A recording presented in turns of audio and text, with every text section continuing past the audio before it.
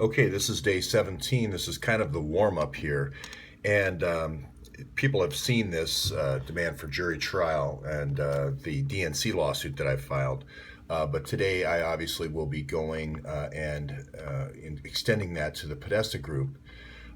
Basically, it's not quite saying it's the Clinton Foundation, but basically connecting the Podesta group to pay to play, being worked through the DNC, being worked through the Iwan spiring, and parlaying that information with different governments to sell uranium weapons.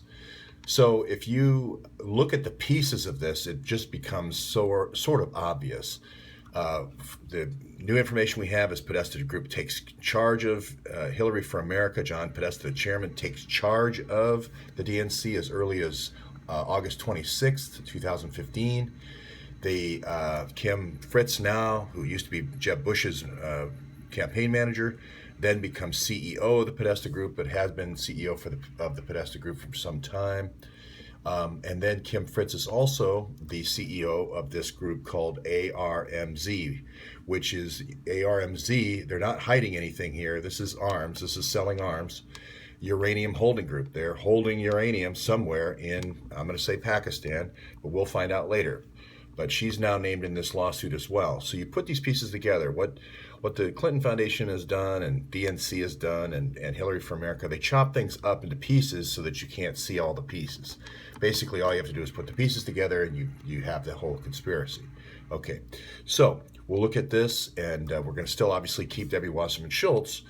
But what we're saying is now the Awans are being used as the spiring in Congress. These congressmen and senators are going to be talking about various deals like the F-35, which I think is built in 45 different states. Okay, so I'm now with the Awan spiring now. I now have the ability to, at the DNC now, scrape all the emails. With the Awan spiring, I get all the emails. All that's going to Brooklyn. All that's going to Brooklyn. Pierpont Plaza there, Radman Square to Brooklyn. And you're going to find Imran Awan spending a lot of time in Brooklyn, a lot of time in Jackson Heights as well, getting new programmers to do DHS applications, but you're also going to find a lot of time he's spending in Brooklyn. I believe his name is going to be Mohammed A. Mohammed, but we don't know that yet. We'll get to that with discovery. But the key point is John Podesta is using data from the Congress. He calls it counting toupees. He has a very obviously low contempt or high contempt, low respect for the Congress.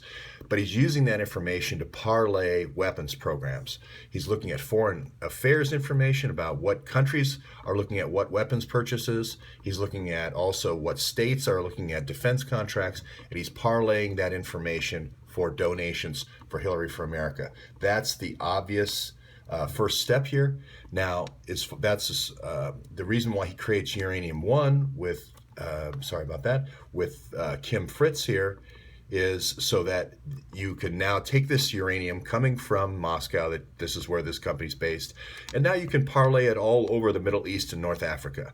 You're mainly going to see these depleted uranium weapons going in one direction through Silkway Airlines, going to places like Zimbabwe, going to places like Nigeria, Niger, other places where they're trying to hold down populations to get their mining resources. You're going to see these armies being created all over the Middle East. You're going to have a lot of sales to UAE and so forth.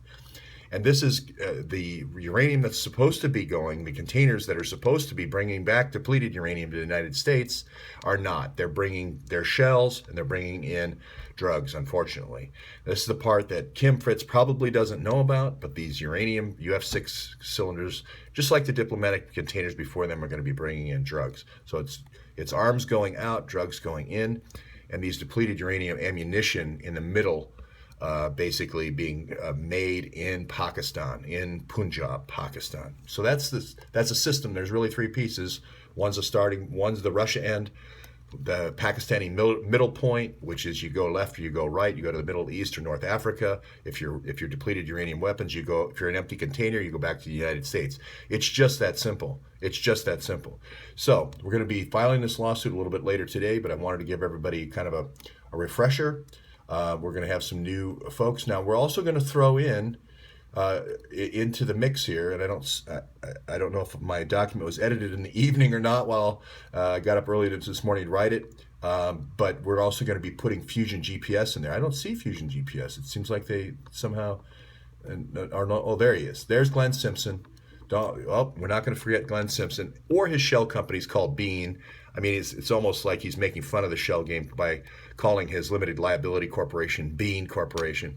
He also has another one called Colonel.